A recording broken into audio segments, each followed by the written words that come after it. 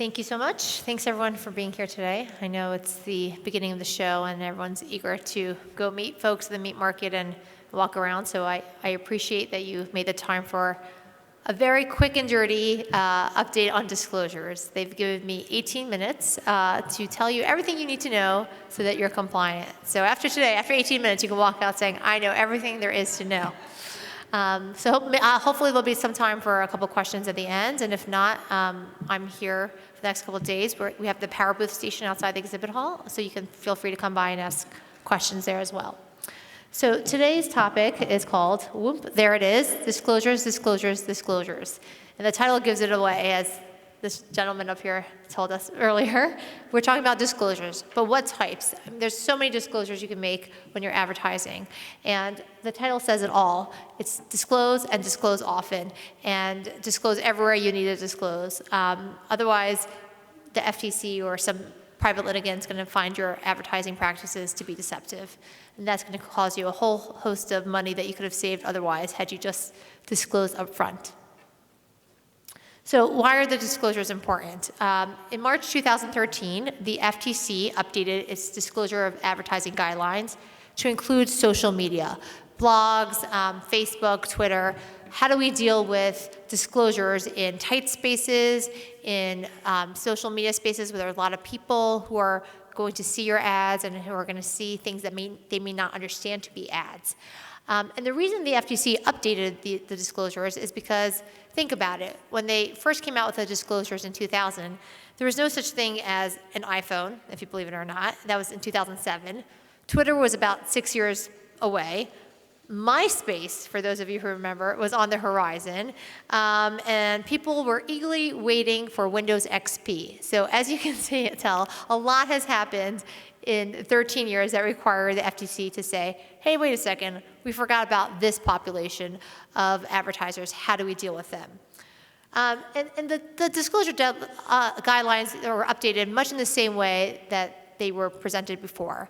Truth in advertising. Everything has to be truth and fair in advertising practices. So those kind of guiding principles have stayed the same. But the revised guidelines really talk about how do you use a small space to make disclosures. If you are viewing something on your mobile phone, is there going to be enough room of text for you to put a disclosure that this is an advertisement? If you're tweeting something, how for promoting somebody else's product, how is the consumer going to know that you are being paid for that advertisement? So given the technology changes of the last few years, the guidelines were required to be updated. And as I'll talk about later, there was an update last year into their frequently asked question page that talked about new areas that the 2013 disclosures did not specifically discuss. So in 2014, we're in 2016 now, I guess, there was something called Operation Full Disclosure. The FTC loves, coming up with these operations and making everyone stand on edge as to what they're going to do next. So this is one of their missions in late 2014. And it was a result of viewing a lot of television and print ads that they deemed to be deceptive. So what the FTC did was they sent out about 60 warning letters to companies for a deceptive advertisement in their television and print ads. 20 of those companies, 20 of those letters were 20 of the 100 largest advertisers were targeted as part of the Operation Full Disclosure. So what do these warning letters address? The failure really to make adequate disclosures in such areas as pricing, superiority claims, i.e. my product is better than the other product, outlier results of weight loss. Can everyone lose 40 pounds in 40 days? Probably not. We'd be a whole lot thinner of a population if that were the case. And some demonstrations that were made in these advertisements that were materially altered but were not disclosed as having been done so. So it's one of the most recent efforts by the FTC to ensure that advertisers comply with the advertising guidelines. They were really concerned with the fine print. Can people read what you are disclosing? Because if they can't see it and they can't hear it, then it's not an adequate disclosure. So to talk about the specific types of failures that the FTC addresses in these operations are the typical failures you see in everyday advertisements. So the first thing is failure to disclose pricing terms. Are you running, is this me? Are you running a recurring billing negative option offer? If you are, does a consumer know that they have to call to cancel? Otherwise, they're going to be billed every single month. Have you made that disclosure? And did you make it early enough in the purchasing process for the consumer to have adequately and affirmatively consented to being charged? Another type of typical disclosure we see is same thing with the automatic billing feature, pre-checked boxes, signing up people automatically for terms that they haven't agreed to. Mostly having to do with automatic billing, pricing conditions, trial offers that we see. You're enrolled in a 14-day trial offer, and it looks like it's free and risk-free. But what does risk-free and worry-free really mean? Does it mean that after 14 days you don't have to do anything? Yeah, you don't have to do anything, but you're going to get billed. So these are the type of disclosures that the FTC looks at primarily. Another one being a claim that a product is capable or superior to another product without substantiation. You'll often see TV ads where, you'll see Clorox, for example, being compared to another detergent. You'll see them comparing it to the other leading detergent. The reason they do it that way is because if Clorox compared itself to Tide, it will have to make sure that it has substantiation for the claims it's going to make about it being superior in cleaning capabilities. Because if they didn't make those substantiations, then not only could the FTC come after them for failure to substantiate their claims, but Tide could come after Clorox in litigation for them making false claims under what's called the Lanham Act. And then typically you also see failures of advertisers to make disclosures where there's broad claims. For instance, let's say you have a diet ad that features a doctor. It doesn't even have to say the person's a doctor, but you see someone with a lab coat on in the picture, right? So what does that imply? That implies that, there's some sort of medical science behind what I'm selling. Well, let's say you do disclose a doctor. You say this doctor's name is Dr. Jen. Well, guess what? Dr. Jen isn't a nutritionist. Dr. Jen isn't even a general practitioner. Dr. Jen does acupuncture. Is Dr. Jen qualified to make claims about diet products? Probably not. So you would have to disclose the limitations of her qualifications to be featured in the ad or to make endorsements or claims about that ad.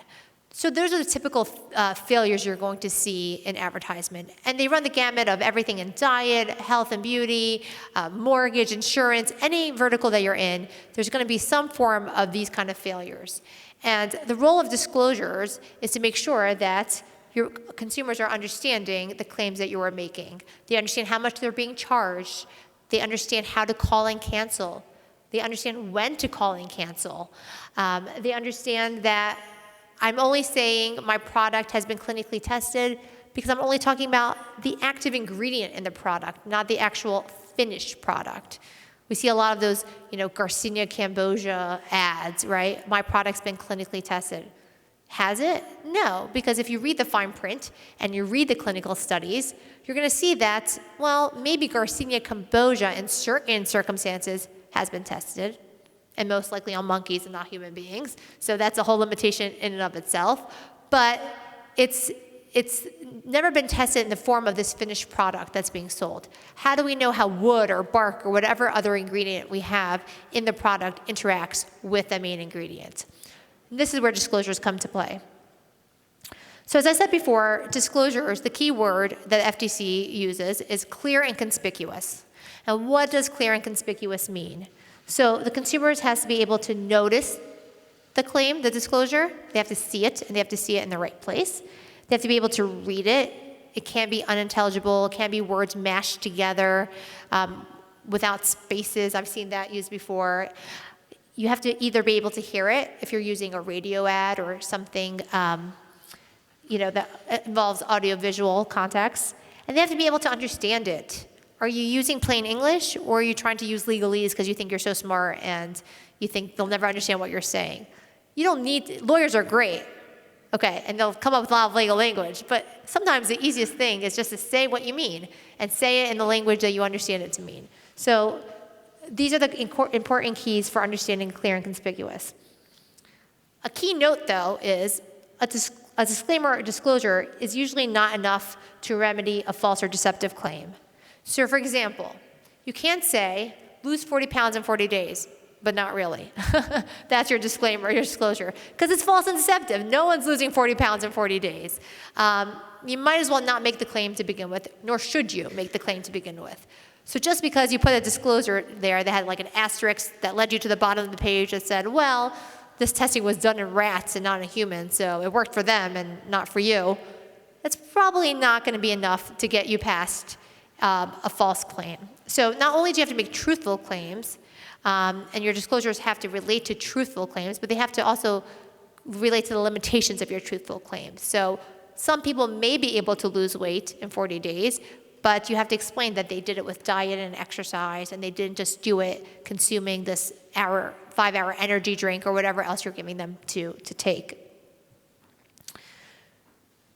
So again, as you said, if you don't see or hear or read the disclosure, it doesn't count. So there are certain guidelines that the FTC gives you about how to deal with disclosures.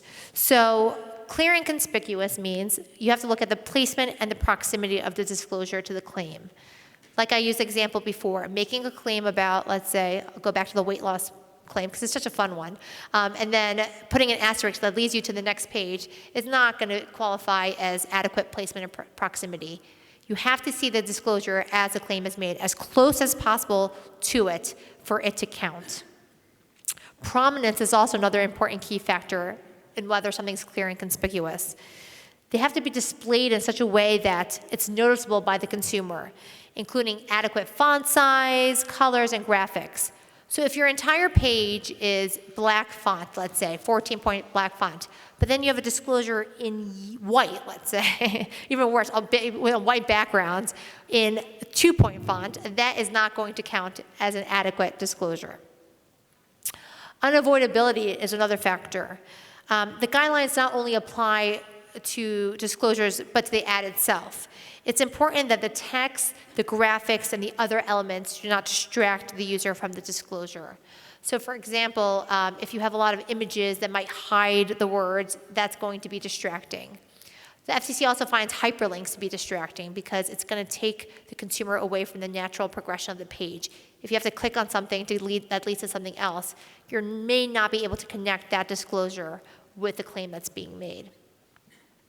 So the unavoidability and distracting factors go together. Repetition, as I said in my title, disclose, disclose, disclose. Disclosures should be repeated on lengthy sites as needed, and they should be repeated when the underlying claim is also repeated. So if you're making the claim of, take this skin cream and look, younger in 10 days, that if you're making it throughout your page, every time you make that claim, you have to have a disclosure. It's not enough just to have the disclosure at the end of the page. The duration of the disclosure. So for example, if you're having a radio ad, how long is the disclosure going to be? Is it, those really fast speakers, which I tend to be, at the end of a television ad where they're like, and you're like, what did he just say? So it has to be long enough to fit within the context of the ad, and you have to be able to understand it, which is the next standard that they look at. But for instance, if you're advertising to a Latino community who speaks primarily Spanish, don't make disclosures in English. They're not going to understand what you're saying. That's not going to be considered an adequate disclosure. And then format and language, as we said, is important. Audio disclosures for audio ads, Spanish disclosures for Spanish-speaking audiences.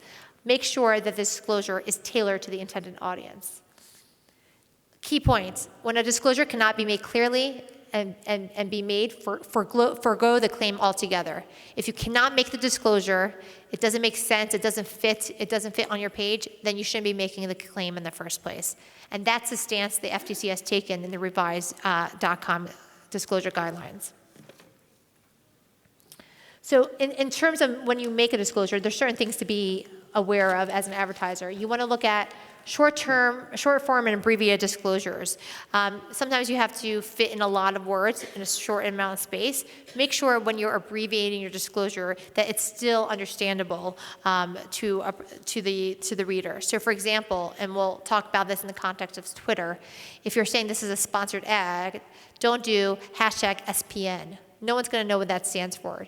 If you do a hashtag SPON, then perhaps they'll understand that that's a sponsored ad.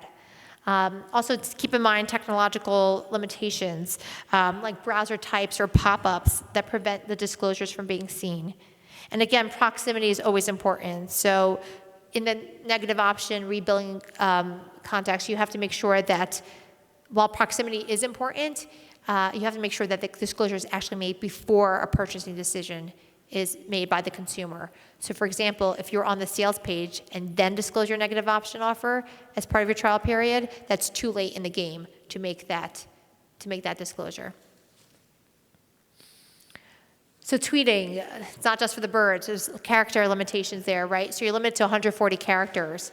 The types of disclosures you're gonna use there are hashtag ad, hashtag sponsored, quotation ad, quotation sponsored. Those are great ways of saying that this person is tweeting on my behalf to sell or promote my product. A famous example, I'm going to use the second one first, is Kim Kardashian. She promotes anything you tell her to promote. Do you know that she's promoting it and being paid to promote that product? Well, with Kim Kardashian, you probably do know that she's being paid, because otherwise she probably wouldn't take the time to tweet that message. So the FCC actually takes an interesting position on that.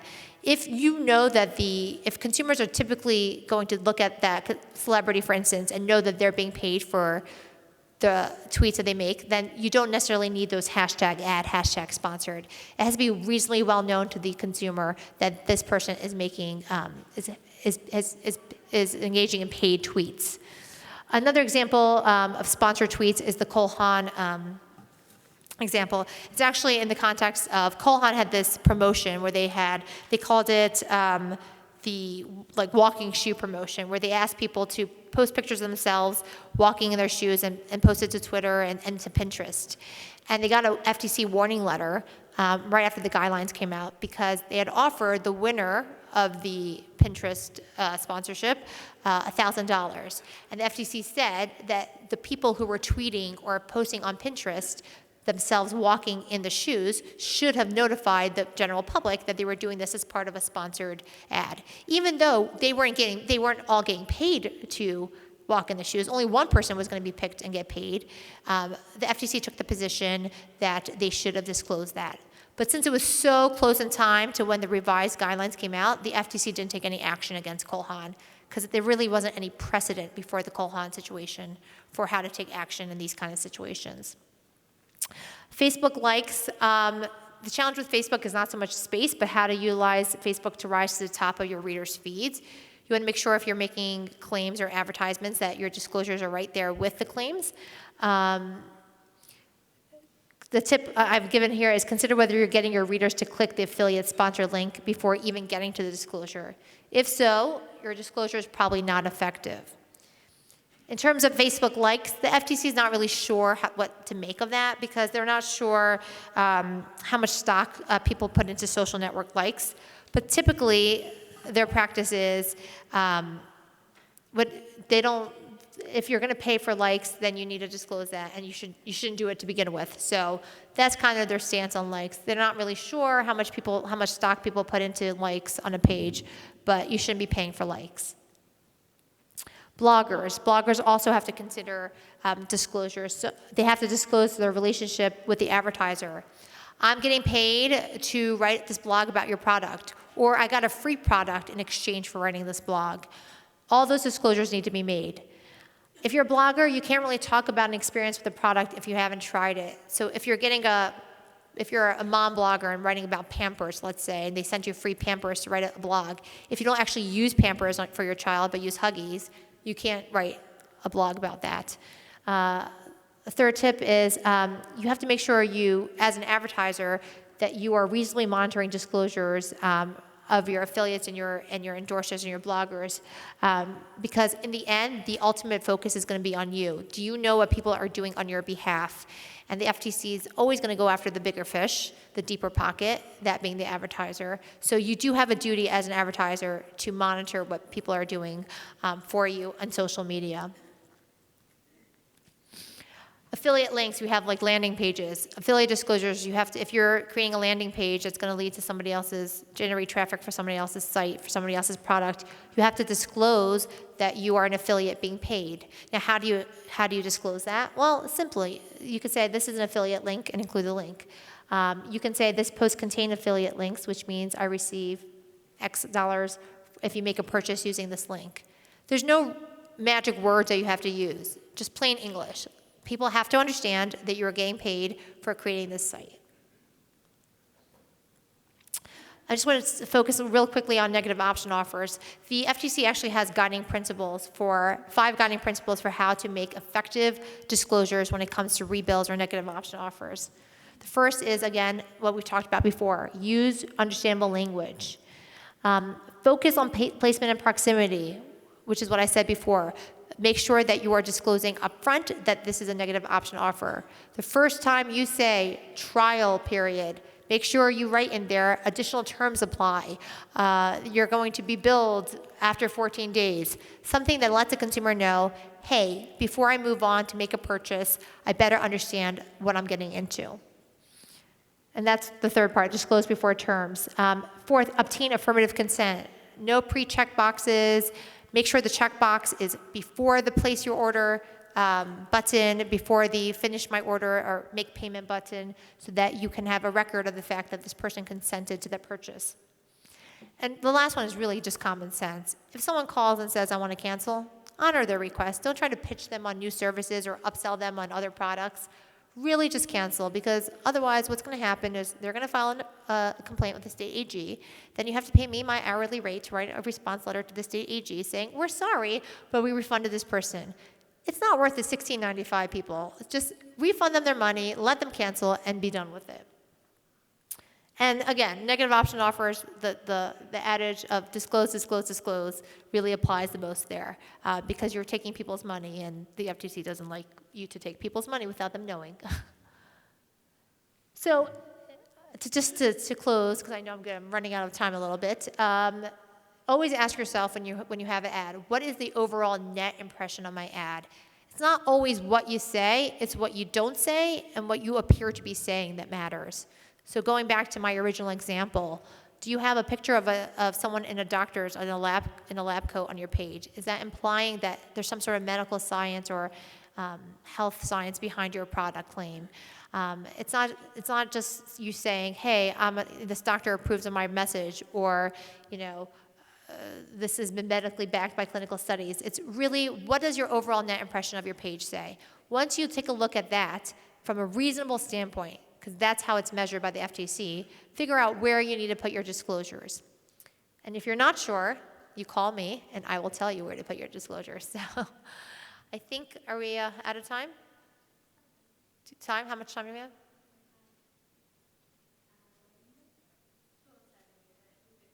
Okay, great. Okay, good. We zoomed through it. Questions? Yes. On the terms of service type disclosures of a purchase, if there are some terms that are sort of summarized, they're asked to, before checkout, sign their name, but then there's a link that says for the full terms and services, click here, of using this site, doing business with us, etc. And that takes them to the page which they can go to, but they're not required to go to that before proceeding. And then the key terms after they check out are printed on their invoice and sent to them as sort of a reaffirmation of some of which they saw directly and other details which they could have seen in full detail had they chosen to click to that page, are sent to them as a follow-up.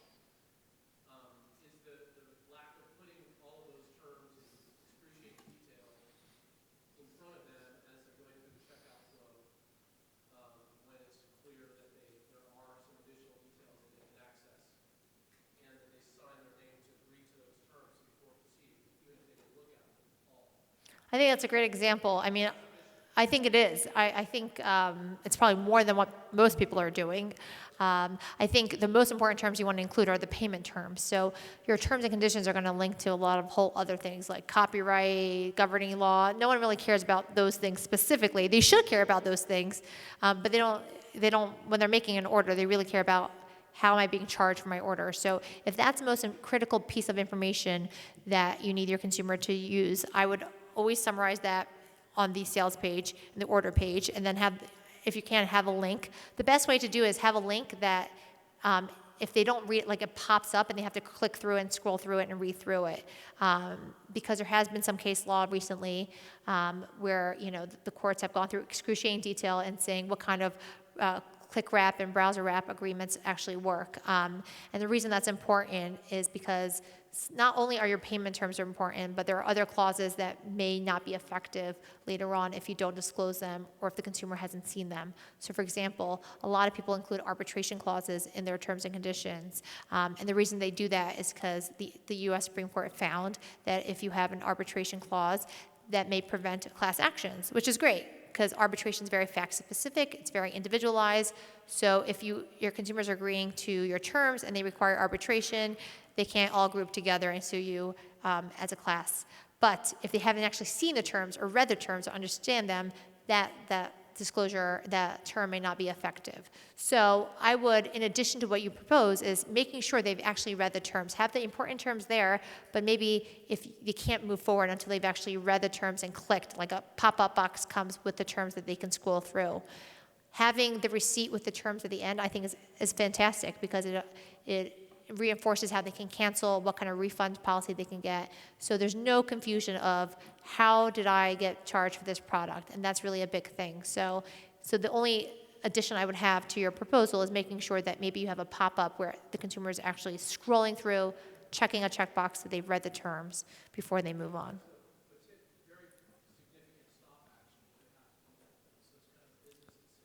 100%. Everything I tell my clients, and some here can attest to, is I will tell you exactly what the FTC tells you to do. But what you do in the end is really a question of risk appreciation and risk mitigation. Where do you fall on the spectrum of risk that you can live with? You know, the one end of the spectrum being 100% perfect. That means you're never going to get a sale a day in your life. The other end means staying up all night because you're afraid that your assets are going to get seized. So I'd like to try to find, more toward that end than this end. But my job is really to counsel you on what risks are involved with the behaviors you engage in at every step. So yes, if you didn't do that scroll, you'd still be okay, but you're still going to have the occasional consumer who's going to come and say, I didn't know, and even if you disclose every single term and made them read it 50 times, you're still going to have the consumer who comes and says, I don't know, you never told me, because typically in some of these, verticals, we're dealing with unsophisticated consumers who are, jobless or overweight or whatever demographic you're appealing to. It's a vulnerable demographic, and the FTC exists to protect that vulnerable demographic. So it's not 100% foolproof, but it's probably pretty good considering what other people are doing in this space. See any difference between on an order form having a scroll box with the terms as opposed to having to click a link to go to a different page? It depends on if they have to read it before they move on. So if they have a link, most people, including myself, I don't read them. And so the case I was talking about the scroll wrap, I actually wrote an article about this, about the go in-flight agreements. You ever go on a airplane and sign up for internet service? I don't read the terms, but supposedly the terms say there's mandatory arbitration clause in there, and people were getting recurring billing, which is strange because if you don't fly all the time, I don't know why you need go in-flight service. And so the judge in that case, a very prominent judge, went through this whole litany of talking about various types of wrap agreements and talked about how distracting it can be to click on a link that takes you to the next page. Most people are not going to read it, may not be deemed effective, and you have really no record of your own to show that the person read the term, so that you could defend yourself if they say that they didn't know. Unless you force them to do that, right? So if they have to click on that before it stops. It is different, but again, even the context I was saying, even with the checkbox there, the court did not love the fact that it was just a link and it never popped up and no one actually had to read it ever. 'Cause I click on it all the time. I mean, when I'm buying an Amtrak ticket to go from my office to my home, it just says accept the terms and conditions. I could not tell you what the terms and conditions of Amtrak are. I mean, I was on that train that derailed, and maybe I should have read those Amtrak's the terms and conditions. I have no idea. I mean, we are all guilty of not reading because we're in such a rush. So the guidelines are here to slow the advertiser down and slow the consumer down and really make sure they understand what they're agreeing to. You mentioned that you have to say you are compensated X amount. Can you just say that you are compensated or the owner of the site is an affiliate? Yes, that X wasn't necessarily for the amount. I was just using an example. You don't have to say, I make, $5 for, like, that would be a ridiculous amount of disclosure. But, yeah, you just have to say that you're compensated for affiliate links.